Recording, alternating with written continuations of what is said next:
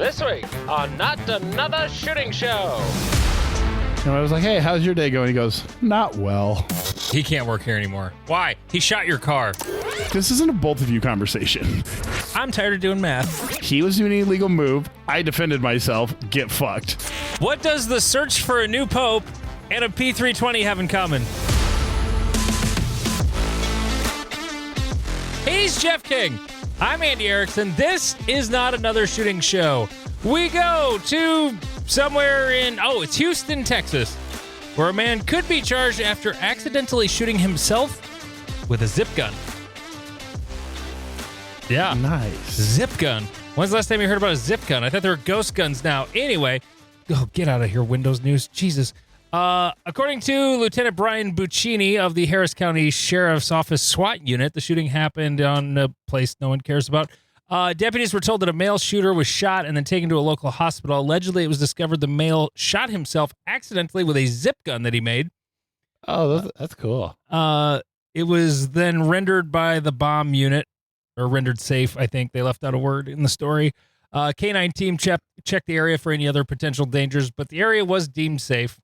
The zip gun maker was not identified at this time. According to Texas Penal Code, a zip gun is a device that originally was not a firearm, but was adapted to become one. It's considered an offense if a person knowingly possesses, makes, delivers, fixes, or sells a zip gun. So, Sheriff's Office Violent Crimes Unit will investigate the incident to determine whether or not charges will be filed. You should post a picture of this to the Reddit. It's pretty, yeah. It's pretty crude, but, it shot a guy. It shot himself. It's like he put a .410 shotgun shell in it. Yeah, so for those who haven't or won't see the picture, think of two pieces of pipe with like a middle thread together, and then like basically like an eyelet on the back end, and I believe you pull to get the firing pin into whatever position, and then drop it, I guess. Because back by the eyelet is like, it looks like a gas fitting or a water pipe fitting. Yeah. And then there's a coupler in the middle, and how it works exactly, I don't know. But yeah, I mean, it's something you could do for fun, but, make sure you don't shoot yourself so you don't, get in trouble. What would that be? Is that like in any other weapon? An AOW? ATF-wise? Probably. Because it shoots shotgun shells, they might be able to say it's an SBS, maybe? I don't know. But it doesn't have a stock, so isn't it just a pistol or just a firearm? That's the thing where it's this is when we're getting into legalese bullshit. Yeah, and I have no idea. It does remind me of an old movie I watched about Filipino resistance fighters in World War II, and they in the movie that was made in the 40s, they were showing how to make pipe guns. Basically, you took a 12-gauge shotgun shell, put it into a piece of pipe, the other pipe just had a fixed firing pin, and you just slammed it together, and it would go off. Maybe that's how this works, because shotgun primers are a lot bigger than rifle or pistol primers. Right. So it could just be screwed into the bottom there, and that's it. Anyway. Yeah. I thought it was a colorful way to shoot yourself, doing it with Definitely. a zip gun. You have a buddy ND story. Yeah. So I was talking to a guy that I play COD with last night, and I was like, "Hey, how's your day going?" He goes, "Not well."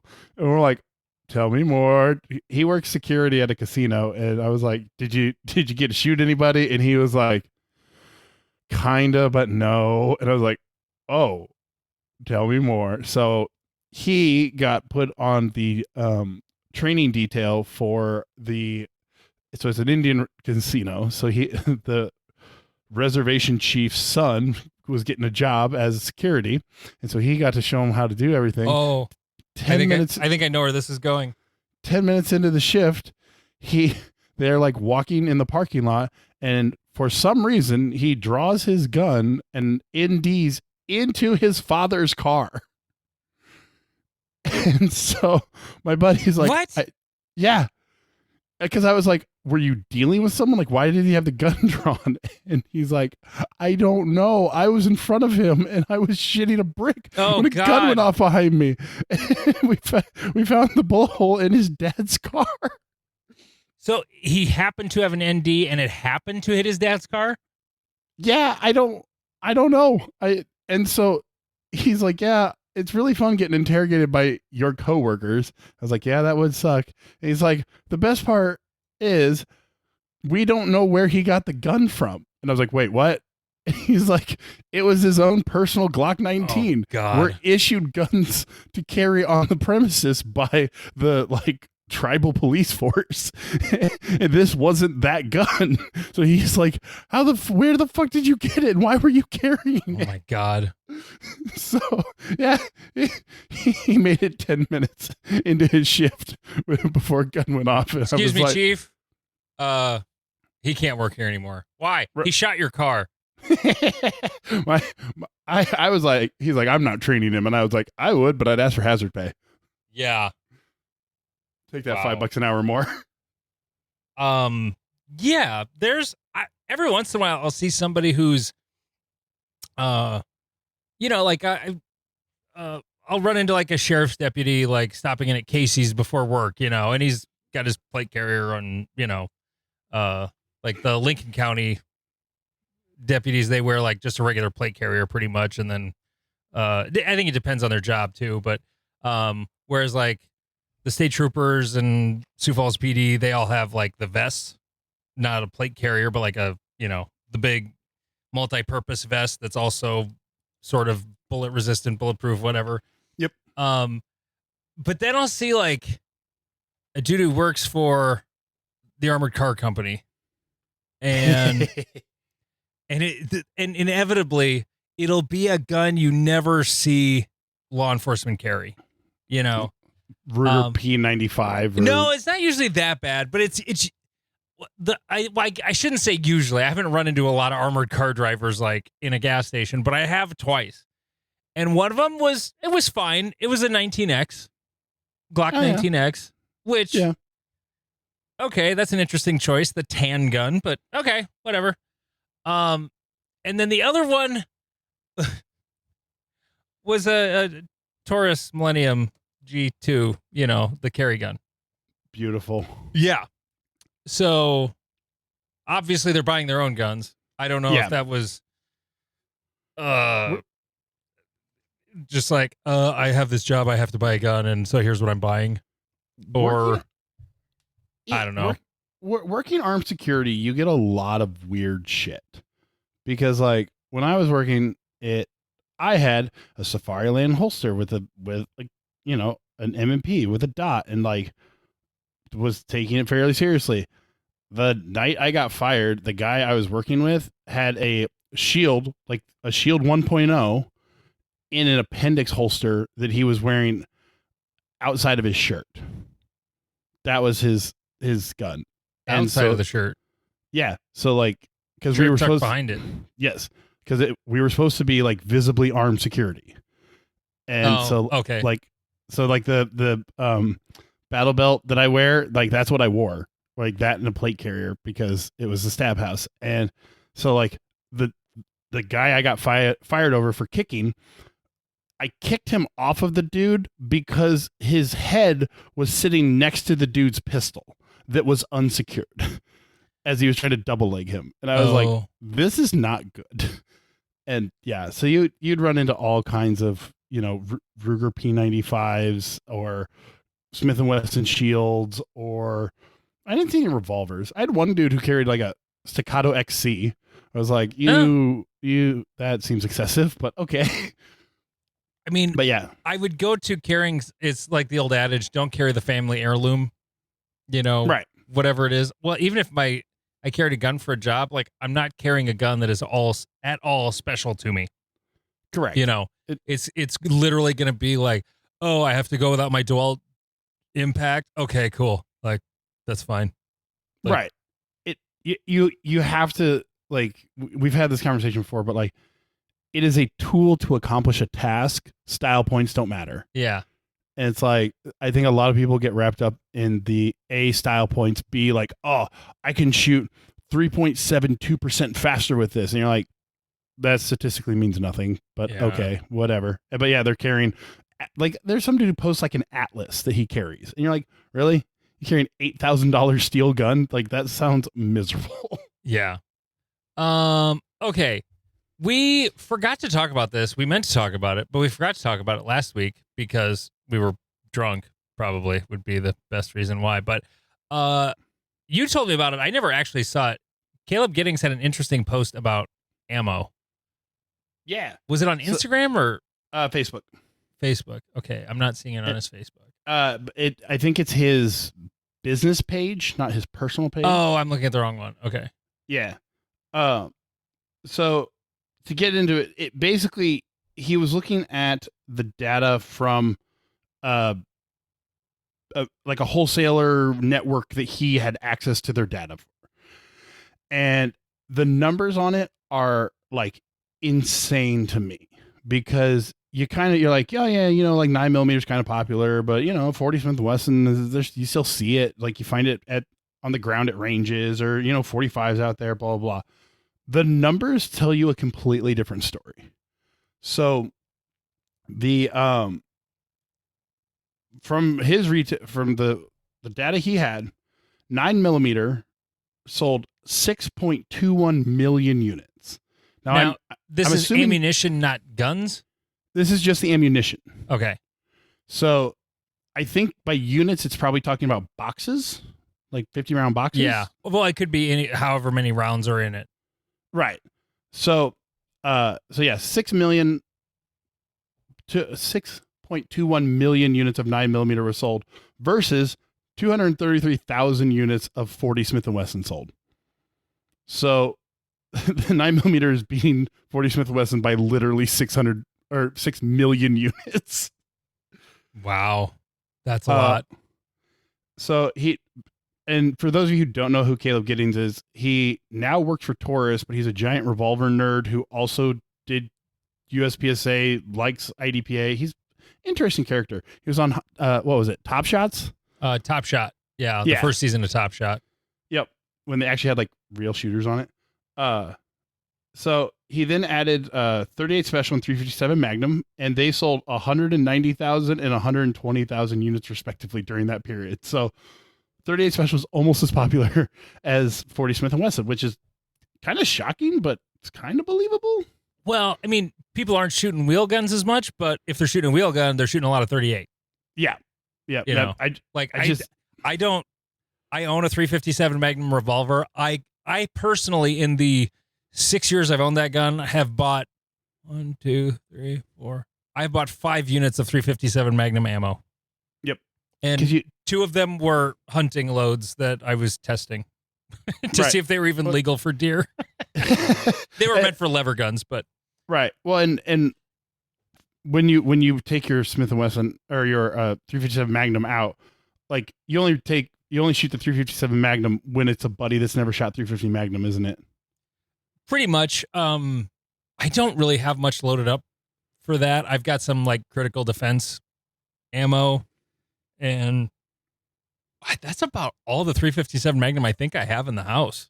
I would have to actually load some. I don't have a lot of brass for it. I have a shitload of 38 brass. So, and 38's really fun to shoot, you know. I mean, I didn't keep his 10mm post. Damn it. So he then goes into like the number of actual handguns sold.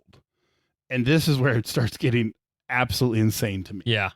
So over the period that he was looking at for the ammunition numbers I just said, 9mm semi-automatic handguns sold 500,000 units.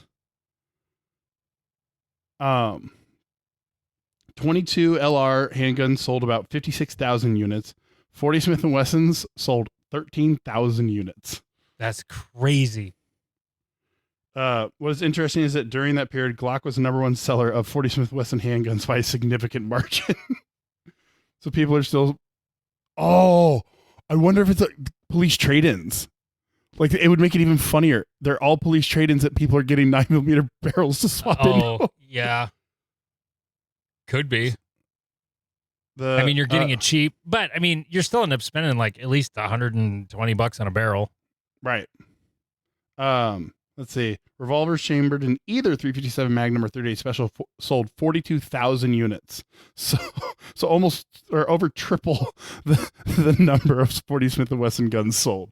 Revolvers are still actually way more popular than I would expect them to be. Oh yeah. Like that one I just find remarkable. So, and because it's great podcasting, I'm trying to find. He also made a post about 10mm. Yeah. No, I was kind of looking at that. It's the post like after it. Yep. I'm reading this for the first time, so I'm just like, he was looking at like what in terms of like how much 10mm handguns were sold. During the time period, 10mm handguns represented 3% of semi-auto handgun sales, which, you know, that's higher than I expected, if I'm honest. Yeah. Like, well, 9mm handguns were 70% of the volume. So, slight majority. 10mm was outsold by 380, 22, and 45 pistols. 45 ACP handguns sold more than double the volume of 10mm handguns during that time period. But it's still like, of the handguns, like, it's in 5th place. Yeah. You know, I mean, 20, like, and honestly, 22, you can't even throw them in there because 22 pistols are like their own thing, you know? Yeah, I do agree that you're definitely in a different market because like 380 and 9mm, 40, 45, 10mm, they all have like, hey, I need to shoot bad thing trying to hurt me vibes. Whereas 22 is like, I'm going to go shoot cans and teach my kid how to shoot or teach my friend how to shoot. Right. And so, but yeah, it's, again, I was shocked that 10mm was 3%, but it's just fascinating how, you know, how vocal a small minority can be about a topic. But I think if you take this back 6 years, nobody's buying 10mm. Oh, no, it like, has become something like, it has become a niche community that has grown into like, I want to call it a reasonable market. Like 3% of the market is, a piece of the market I would not mind appealing to, but like, I would not set up my business. I'm going to make 10mm handguns and I'm only going to make 10mm handguns. Yeah. No, that would be dumb.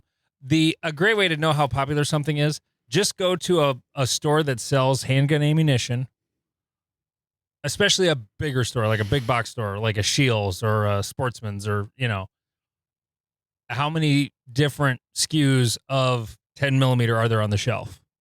Okay. Like if I go to Shields, I'm guessing from the last time I was there was probably like,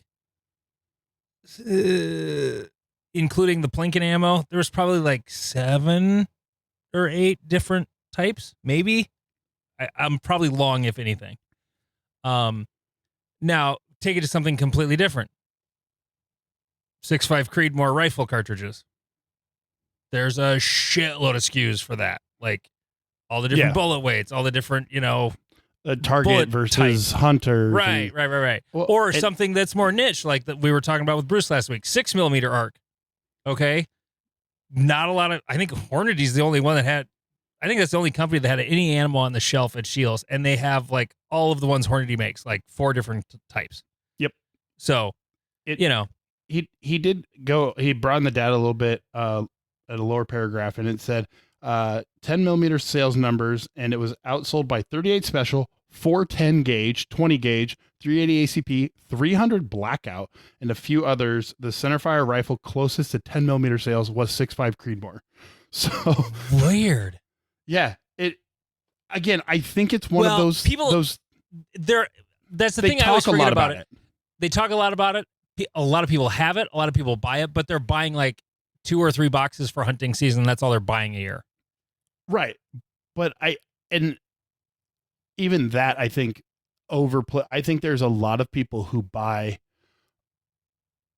like Magnum cartridges and like big bore cartridges that are like, yeah, I'm going to shoot the shit out of this. This is going to be great. And they shoot it once. They're like, this was not fun. what I wanted. Yeah. And because I remember watching the old history documentary about like Magnum cartridges and stuff.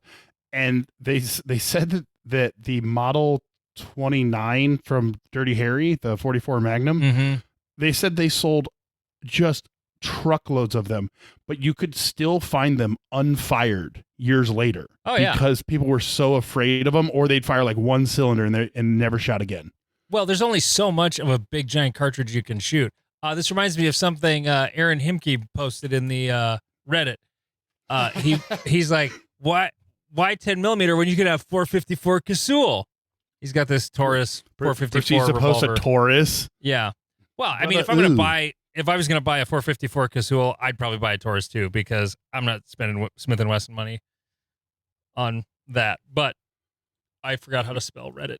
I'm not shooting Magnum rounds out of a Taurus. It's just I've seen too many videos of them going boom boom. Their revolvers are okay. They're fine. The newer ones are even better, but yeah, it's a raging bull. I didn't realize you could shoot 45 Colts out of it though. Yep. He mentioned that, and I'm like, oh, okay, that's less stupid. Yeah, that's where the Taurus Judge gets some of its usefulness, is that you can shoot 45 Colt, 410, and 450. I don't think you're supposed to shoot 454 Casull out of it, because 454 Casull is the last time someone I don't explained, think the cylinder's made for that. Yeah, the last time someone explained 454 Casull to me, they said it's for killing bears, and the best way to do that is to give the pistol to the bear and let him try to shoot you, and then the gun will come back and knock him out. It's pretty stanky. Okay. With that in mind, coming up, I've got NASS Dad Jokes for the first time since Valentine's Day. Been a hot minute. I was taking a dump today and decided, hey, I'll write some NASS Dad Jokes. But before we get to that, and Jeff's got a doozy about a couple of different guns he wants that are different than the ones he talked about last week. But patreon.com/notanothershootingshow. It's only $3.57 a month, and you get an extra entire episode every single week. Also, at notanothershootingshow.com, get a It's Fucking Tuesday t-shirt. It's fucking Tuesday. I'm wearing mine today, actually. I wore it at the match that I shot at. Patreon.com/notanothershootingshow to subscribe. Don't do it on the Patreon app if you have an Apple device. Go to the website and subscribe, or Apple's going to screw you for an extra 40%. Patreon.com/notanothershootingshow, and you'll get an entire second episode every single week.